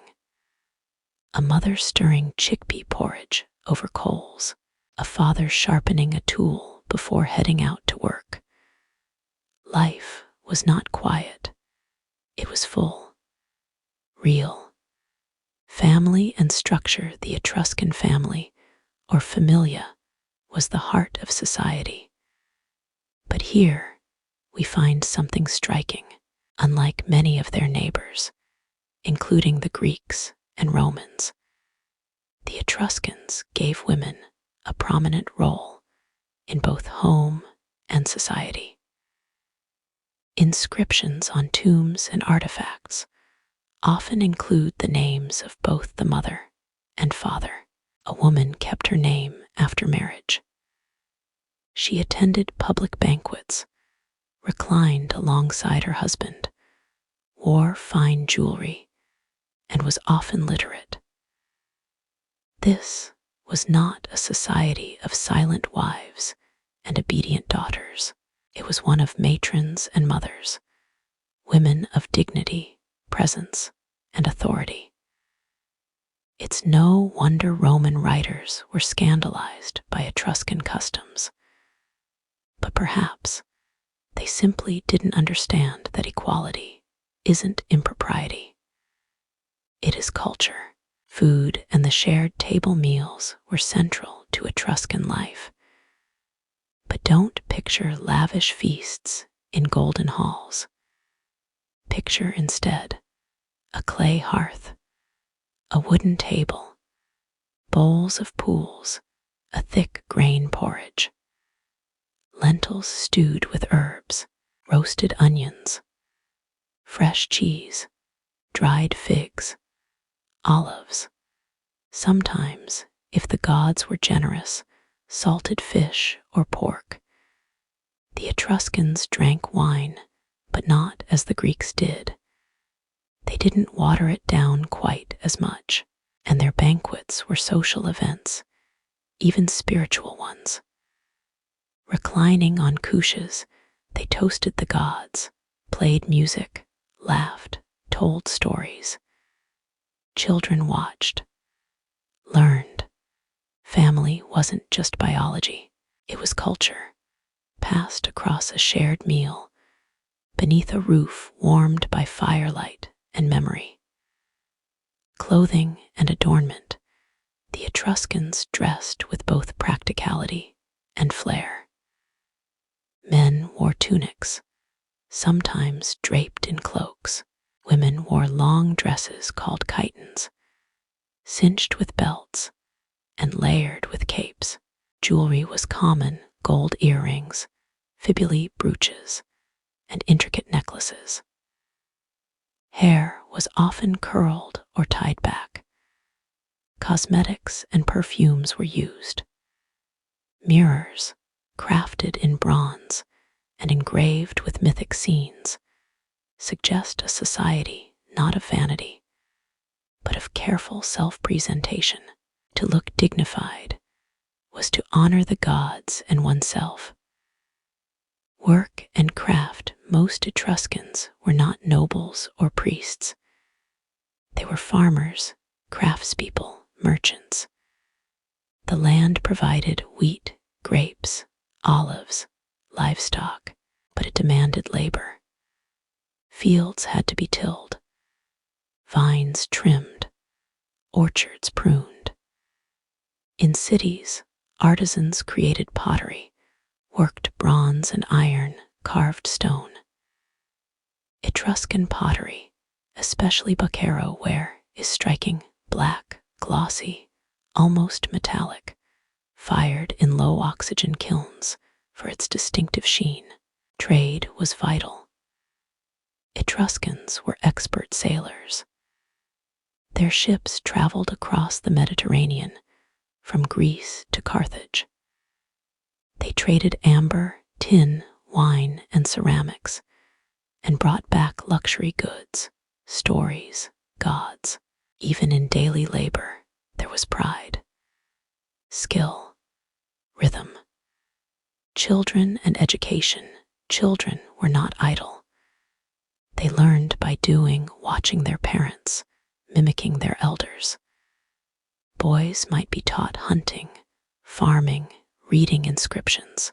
Girls might learn weaving, storytelling, managing the household. But make no mistake, education mattered. The Etruscans had a writing system adapted from the Greek alphabet. Though not every child learned to write, literacy was far from rare. Inscriptions, graffiti, religious texts, and commercial markings all tell us they were a people who wrote.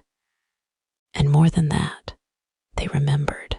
Music, play, and leisure life was not all toil. Music filled homes and streets, flutes, lyres, drums. Dancers swirled at festivals. Children played with dolls, balls, miniature chariots. Even in tomb paintings, we see scenes of dance and delight. Young men leaping in the air, girls clapping, musicians bent in concentration. To live, for the Etruscans, was not simply to survive. It was to enjoy, to savor the moment, to live beautifully. The pulse of a people. And when we piece all these fragments together, the hearths, the tools, the textiles, the pottery, we begin to see not an exotic or alien people. We see us, mothers telling stories by firelight, fathers teaching sons how to tie knots or plant seeds, siblings squabbling, then laughing, then falling asleep side by side, meals shared, songs sung, moments remembered. The Etruscans were not myths. They were not shadows. They were people. And though time has taken their voices, their cities, even their language, the warmth of their daily lives still lingers in the soil, in the stone, in the wind. Tonight, as you drift toward sleep, imagine this: a clay lamp flickering beside your bed, the distant sound of a flute, a mother's whisper, a father's hand, a house not grand, but full of breath, love, and meaning. In our next chapter, we step into a world of color and form, myth and meaning. The stunning visual legacy left behind by Etruscan artists. Close your eyes, and the walls may begin to speak. What is art, if not memory made visible? What we draw, carve, mold, it is not just for beauty. It is for remembrance, a way to preserve what matters, what moves us, what guides us. The Etruscans understood this deeply, and though their voices have long since faded from the air, they left us something even more powerful: their visions, not scrawled hastily or buried in dust, but painted in rich hues across the walls of tombs, molded into urns, etched into bronze, sculpted into terracotta. Their art was not decoration. It was revelation. Come now, let us step into one of these painted tombs together. Breathe in the cool air. Run your fingers along the ancient stone. And look, there, flickering in torchlight, dancers, musicians, chariots, banquets, beasts of myth, and gods in motion. The Etruscans are still here. They are waiting for you to see them. A language without words, much of the Etruscan written language remains undeciphered. But in their art, they spoke clearly. Their visual language of gesture, posture, color, and symbol tells stories more powerful than stone inscriptions ever could.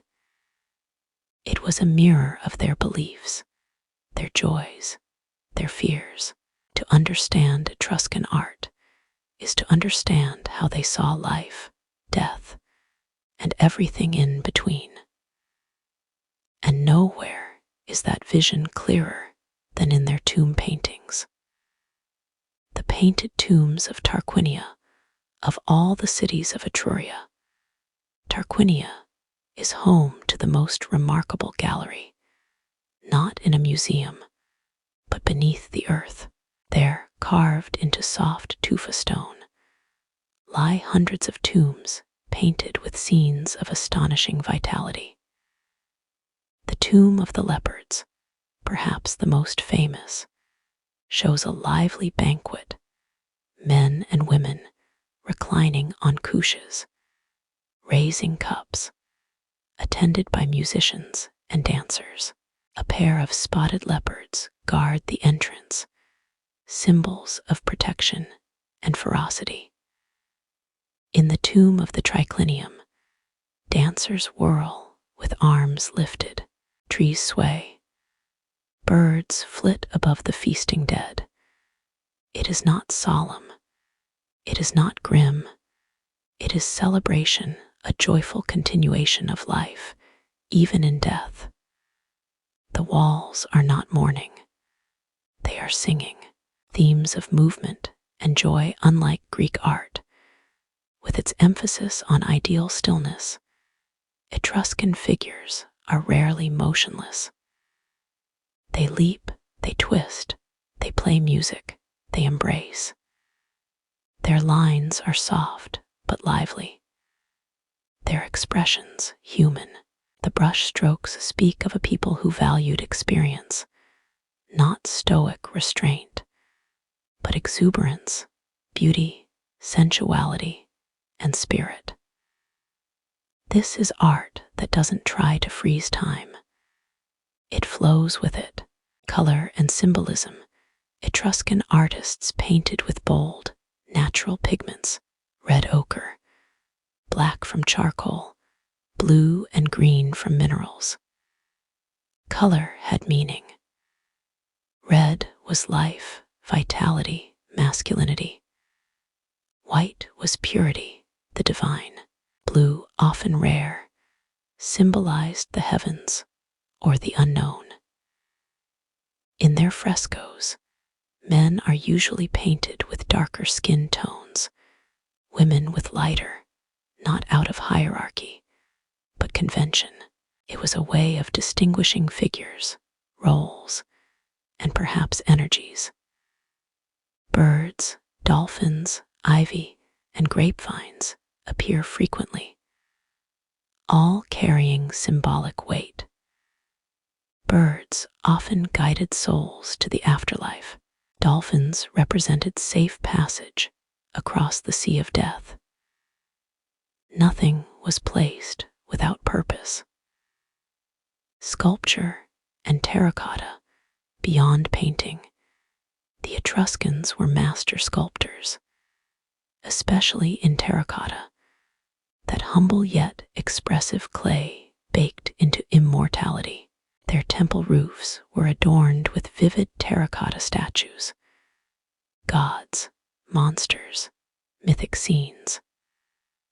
One of the finest examples is the Apollo of Veii, a life-sized, striding figure once perched on a temple, his garments billowing, his gaze alive with confidence. This Apollo is not remote or cold. He is dynamic, present. You could almost greet him as you pass. Sarcophagi, carved stone or terracotta coffins, often featured reclining couples on the lid, smiling faintly, hands outstretched in eternal welcome. The most famous of these, the sarcophagus of the spouses, shows a man and woman reclining together, as if at a banquet.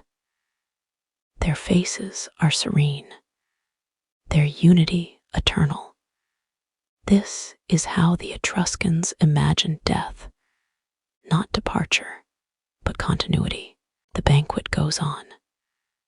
Mirrors and small wonders, even everyday items, were art. Bronze mirrors, often given as gifts or burial offerings, were engraved with mythological scenes. Heracles battling monsters, Venus being adorned, mothers nursing infants beneath the gaze of goddesses. To gaze into one of these mirrors was not just to see oneself, but to glimpse the world of the divine, the heroic, the eternal. Combs, fibulae, brooches, jewelry, and small statuettes were similarly decorated. Art was not confined to elite spaces. It was woven into life. Myth, but make it Etruscan. Etruscan artists adopted many Greek myths, but with their own flavor. Heracles, Achilles, and others appear, but often their stories are told differently. The names change, the meanings shift. The characters wear Etruscan robes, use Etruscan weapons, sometimes even appear with Etruscan gods beside them. It's as though they rewrote myth to reflect their world, not copying the Greeks, but speaking with their own voice. And this, too, is art, not imitation, but interpretation. A vanishing brushstroke over time, Etruscan art began to change. As Roman influence grew, the themes grew darker, more somber. Death became more fearful, less celebratory. Figures stiffened, colors dimmed. Eventually, the Etruscans stopped painting tombs altogether. The tradition faded. The walls grew silent. And yet, the art remains, preserved beneath the earth, waiting. Even now, archaeologists descend into those tombs with reverence. Lights flicker, paintings emerge. Eyes long closed seem to open again, and once more the music begins. Tonight, as your eyes grow heavy, imagine yourself walking through one of those tombs.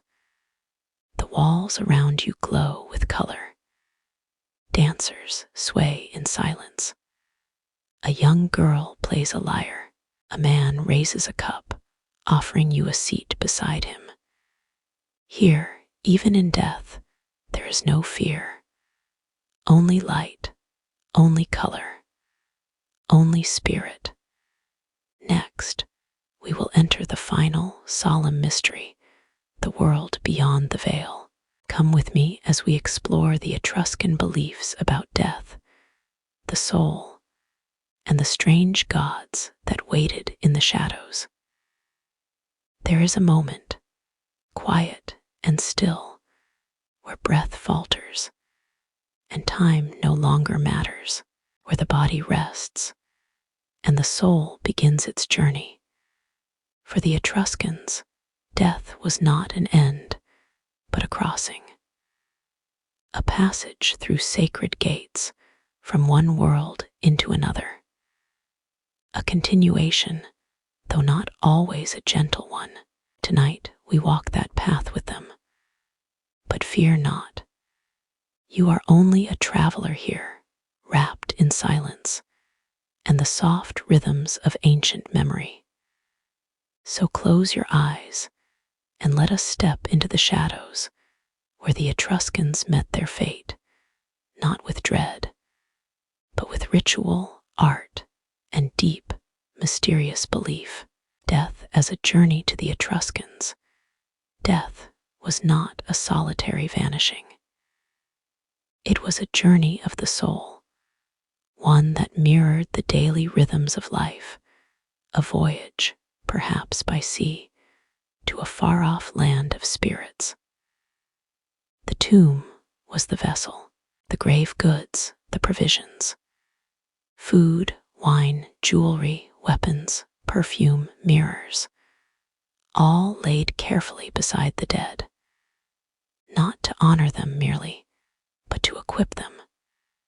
To be buried without these was to be sent unprepared, and so they carved into their tomb walls not laments, but scenes of transition, chariots, ships, open doors, gates guarded by divine figures. Always movement, because to die was to move. The city of the dead outside the cities of the living. The Etruscans built necropolis, vast cities of the dead, where the tombs resembled homes, streets, and temples. In servitory, some tombs are carved like houses, with roofs, steps, and rooms for the deceased. Others are circular mounds, domed and eternal, lined with stone and covered in grass. These were not grim places. They were sacred neighborhoods where ancestors lived on, communing with the world above. In a way, the Etruscans never truly left their families. They remained near, watchful, present, and this closeness to the dead shaped Etruscan life. Charon and Vanth, guardians of the threshold now, let us meet the beings who waited on the other side. The Etruscans had a rich pantheon, and many of their gods were borrowed or adapted from Greek deities. But when it came to death, they had their own strange, powerful figures. Most chilling and most fascinating was Charon. Charon was a death demon, not unlike the Greek Charon, the ferryman of the Styx. But Charon was different. He is often depicted as a ghoulish figure, blue-skinned, with a hooked nose, wings, and a mallet in his hand. The hammer he used to strike the soul, or perhaps to open the gates to the afterlife. He was terrifying, but he was not evil. Charon was not the punisher, nor the judge. He was the escort, the guide, the necessary shadow. Beside him often appears Vanth, a winged female spirit with kind eyes and scrolls in her hands. She is serene, sometimes sorrowful. Together, they represent the dual face of death, the fearsome unknown and the gentle usher. One strikes, one comforts, and in this, the Etruscans expressed a profound truth, that death is both cruel and kind, both violent and necessary. Ritual and reverence. The passage of a loved one was marked by ritual, chants, offerings, feasts. Funerals were not just farewells, but celebrations, often echoing the banquets painted in the tombs. The body would be washed, anointed, dressed in fine garments. Mourners wore wreaths. There may have been music, perhaps dancing, a final tribute to the life just lived. In some tombs, evidence of cremation appears, in urns shaped like houses, or even carved with the features of the deceased.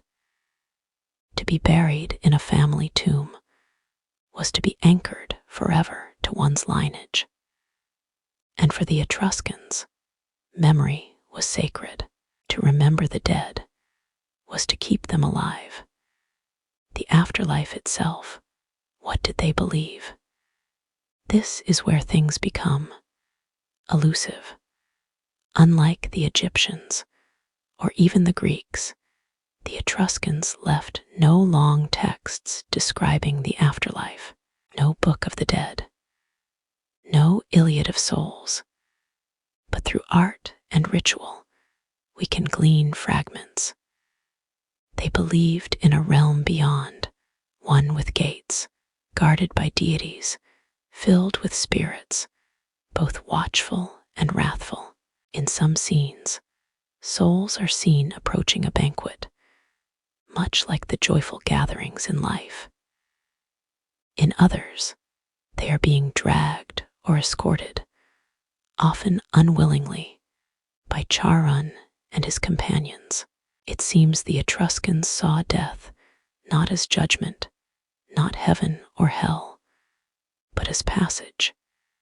And what came next depended on fate, on divine will, perhaps on how one had lived. This ambiguity is not fear, it is reverence, a mystery to be honored, not solved.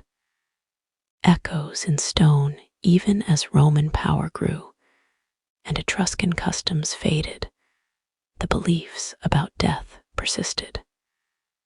Some Roman tombs echo Etruscan shapes. Roman funeral rites borrowed Etruscan tools, the staff, the torch, the ceremonial robes. But something else remained, quieter and more enduring. The reverence, the deep, wordless sense that death is not absence, but presence, a presence felt in the wind that whistles through a ruined tomb. In the flicker of torchlight across a painted wall. In the hush that falls when we step into those ancient necropolies and feel the past watching us, an invitation beyond fear tonight. As sleep takes your hand, imagine yourself walking beside Vanth. She is quiet, but kind. Her wings are soft. In her eyes is the sadness of centuries and the peace of knowing. Charon waits in the shadows. He nods. He does not speak. You pass through a carved gate. The air grows warmer. You hear music, and ahead, a lighted hall. A table set for you. The ancestors are waiting, and you are not alone. But before we rest fully in eternity, we must return for a time to witness the slow fading of a people. In our next chapter, we explore how the Etruscans, so vibrant, so advanced, were slowly overshadowed by the rising power of Rome, a gentle twilight, a story of dignity and disappearance.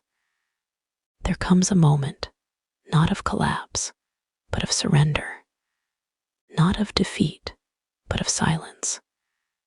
The Etruscans, that luminous people who painted their tombs with joy and danced through death with grace, did not vanish in flame or fury. They slowly gave way, like old sea cliffs wearing down beneath patient waves. Their end was not a singular event. It was a long sigh across centuries. To understand the decline of the Etruscans is not to study war alone, but to observe erosion, the gentle dissolving of a world into another. Let us sit beside them now, in that twilight, as they watched the world they shaped become something else. A fragmented people, One of the great beauties of Etruria was also its quiet undoing. Unlike Rome, which marched beneath a single eagle, or Greece, with its famed city-states united by language and myth, the Etruscans were a confederation. 12 cities, often autonomous, sometimes allies, sometimes rivals. They shared religion, art, a language, yet they stood alone when danger came, and danger came often. As early as the 5th century BCE, Etruscan territory was already under pressure. From the north, the Celts crossed the Alps, fierce and unpredictable. From the south, the Greeks of Magna Graecia pushed back on land and sea. And to the south and east, something new stirred. A small, ambitious city nestled beside a winding river, hungry for land, power, and permanence. Rome. Rome, the rising flame in its infancy. Rome borrowed much from the Etruscans, their gods, their alphabet, even their kings. In fact, the last kings of Rome were Etruscan, including the powerful Tarquinius Superbus, but children outgrow their teachers. By the 4th century BCE, Rome had transformed itself into a republic, militarized, focused, expanding. One by one, the Etruscan cities faced her might.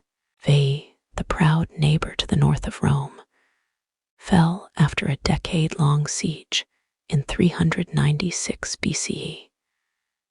Its walls breached, its people exiled or absorbed. Other cities fell soon after: Tarquinia, Caere, Volsae. They fought valiantly. Sometimes they won. More often they lost, not because they were weak, but because Rome was relentless. Where the Etruscans celebrated life, the Romans conquered it, a culture absorbed, not destroyed, and yet something curious happened. The Etruscans were not annihilated. They were assimilated. Their temples remained standing. Their gods were adopted. Their elite families married into Roman ones. Their tombs, many undisturbed, survived even Roman expansion. Rome did not erase Etruria. It digested it. Many Etruscans became Roman citizens, especially after the social war in the 1st century BCE. They served in the Senate. They fought in Roman armies. They wrote in Latin, worshipped Jupiter, and gave their children Roman names. But the old ways began to dim. The rituals, the language, the painted tombs, like embers, glowing, then fading. The language grows silent. Perhaps the most haunting sign of decline was the loss of the Etruscan language. It was unique, unrelated to Latin or Greek, with its own sounds and structure. For centuries, it was spoken across central Italy, used in prayers, contracts, dedications. But as Roman influence deepened, Etruscan began to disappear from schools, from law, from daily speech. By the time of Emperor Augustus, the Etruscan tongue was mostly gone. Some say the last fluent speakers lived in small hill towns, whispering words no child would inherit. No great fire consumed it. No law forbade it. It simply fell silent. The last voices, and yet, even as the light dimmed, some Etruscans refused to disappear. There are records, faint, fragmentary of priests and augurs who maintained Etruscan rituals well into the Roman Empire. The Etrusca Disciplina, a sacred body of religious texts and knowledge, was still consulted by Roman emperors seeking omens. When lightning struck an unusual tree or a river boiled, it was often the Etruscan seers who were called upon. Even the mighty Augustus, who claimed descent from Aeneas, not Etruria, respected their wisdom. Their twilight was long and dignified. Ruins and reverence centuries passed. Empires rose and fell. Christianity spread. New tongues, new maps, new gods. The tombs of the Etruscans became overgrown. Their walls faded. Their treasures were looted, buried, forgotten. But not forever.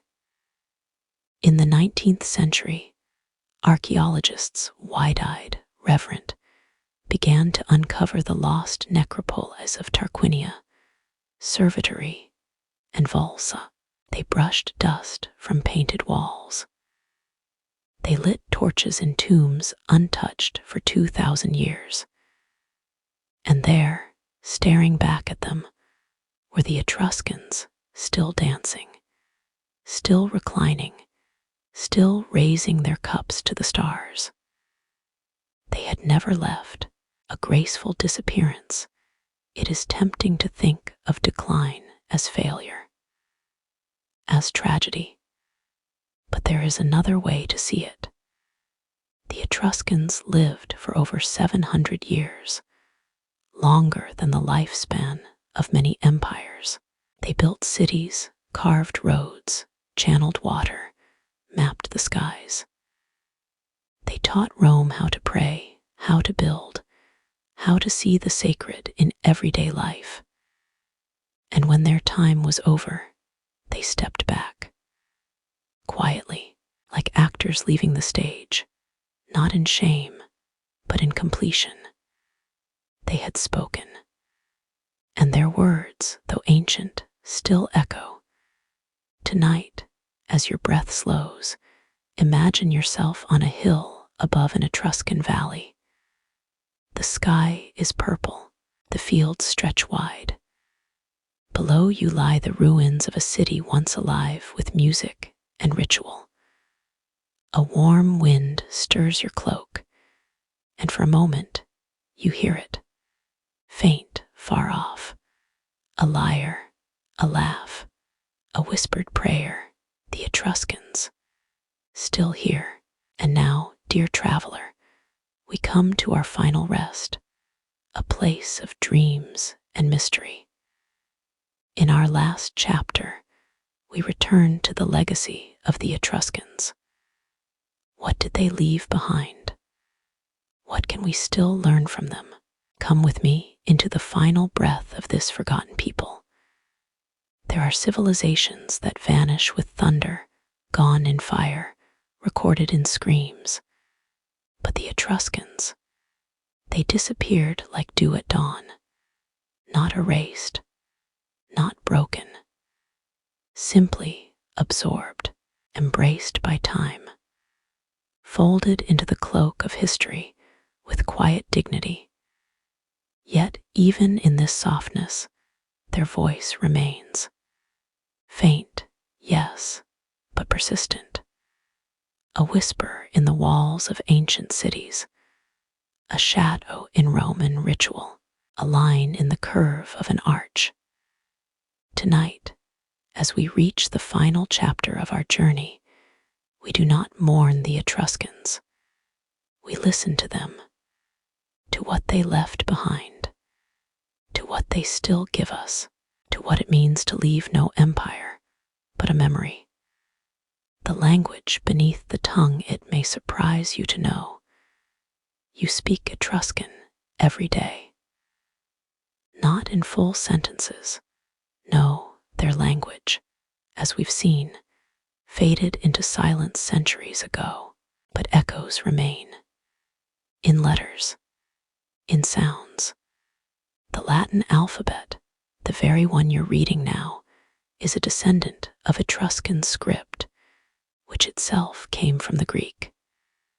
When you write the letter F, or sign your name, or read a book, you carry an Etruscan spark. Their words may be gone, but their voice lingers beneath our own. Rome, the great inheritor Rome, though it swallowed Etruria, also honored it.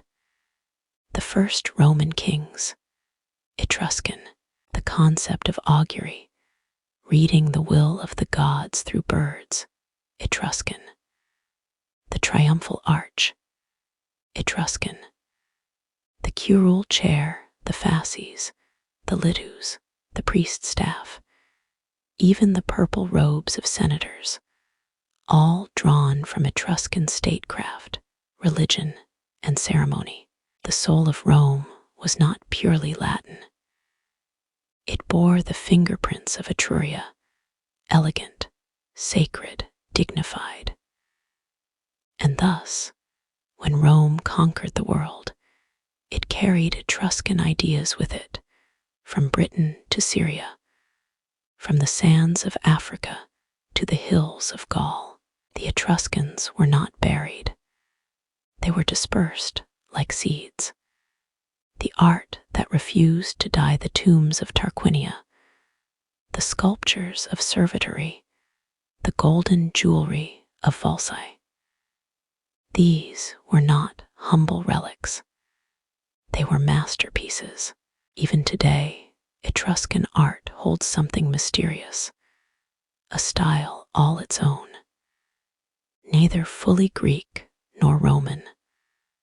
Look into the eyes of an Etruscan terracotta figure, and you'll see it, a kind of aliveness, a deep individuality, unlike Greek statues, which idealized the human form, or Roman ones, which emphasized realism. The Etruscans' sculpted soul. Their figures smile. They lean forward. They seem about to speak. And perhaps they are. The lessons in life and death. What did the Etruscans believe, truly?